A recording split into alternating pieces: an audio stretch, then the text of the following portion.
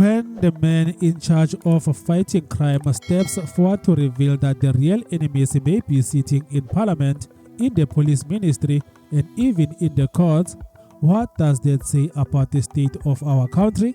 This isn't a crime drama, it's real life in South Africa. And at the center of this explosive story stands one man, Lieutenant General Nhlanhla Mkhwanazi, a fearless officer who has dared to expose what others whisper about in fear. Welcome to African Connection, and stay tuned because what we are about to unpack might just explain why crime continues to spiral and why justice seems so far out of reach. He has been hailed as the last honest cop standing, a man who speaks his truth with no apologies and no fear. Lieutenant General Nhlanhla Mkhwanazi has emerged as a rare voice of integrity in a law enforcement landscape riddled with corruption and political interference.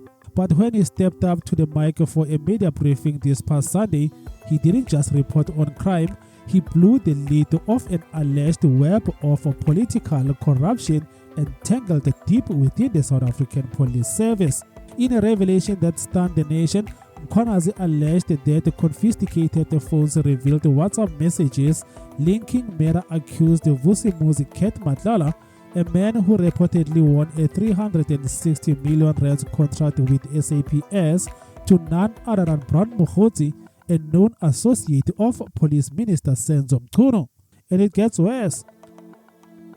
On the 26th of March 2025, this year, a total of 121 case dockets that were under investigation were taken away from the task team as directed by a Deputy National Commissioner Crime Detection, a Lieutenant General Sibiya, who was acting on the instruction of the Minister of Police to disband the team.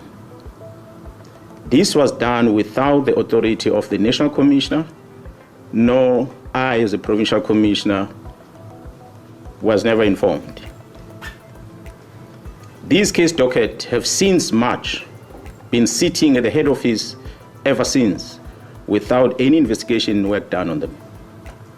5 of these dockets had already instruction to arrest perpetrators, but nothing has been done because a Lieutenant General Sibiya, being instructed by the Minister, executing instruction of the Minister, withdrew all these dockets and they're sitting in an archive in his office in Pretoria.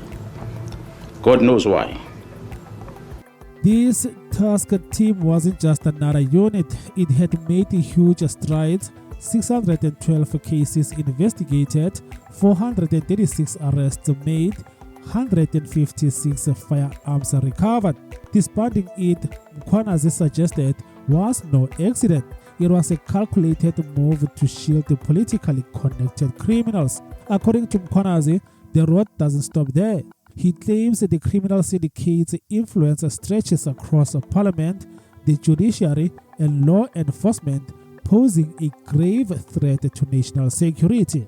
President Cyril Ramaphosa himself has admitted the seriousness of the allegations, calling it exactly that, a national security concern. The problem is structural. Political interference is not an isolated incident, it's embedded in the system. Mkhwanazi even revealed that on New Year's Eve last year, Minister Mchunu sent out a letter to freeze the filling of crime intelligence vacancies. The consequence?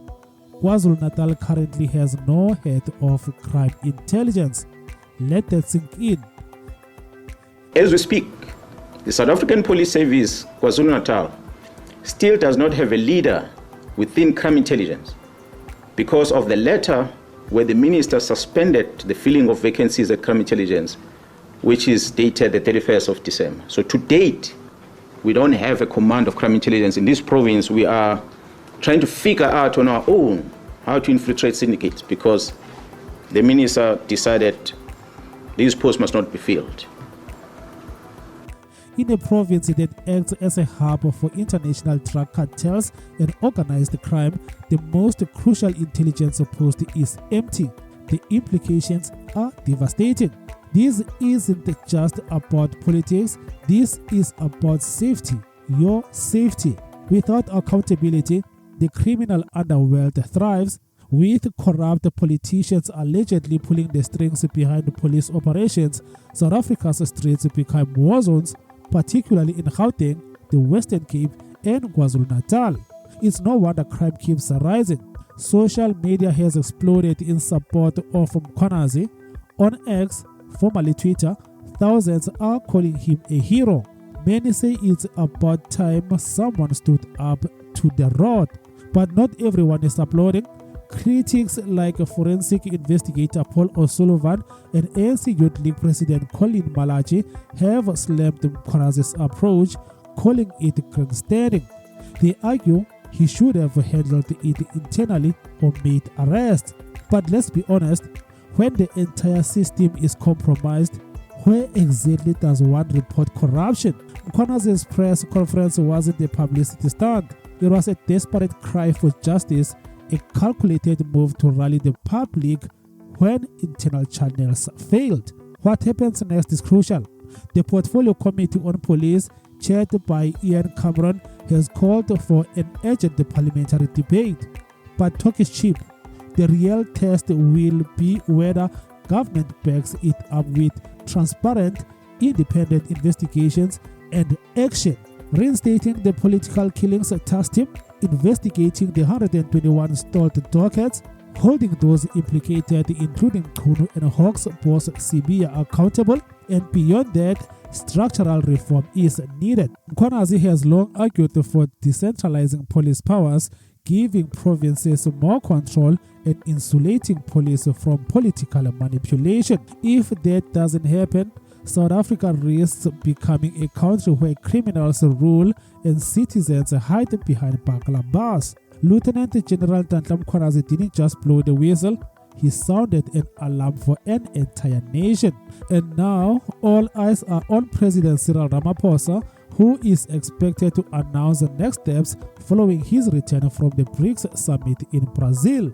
Will the president act decisively, or will this be another scandal swept under the rug? Whatever the outcome, one thing is certain: South Africans are done being silent. They are rallying around leaders who stand for truth, even if it means standing alone. Let us know what you think in the comments below. Should Mkhwanazi be protected?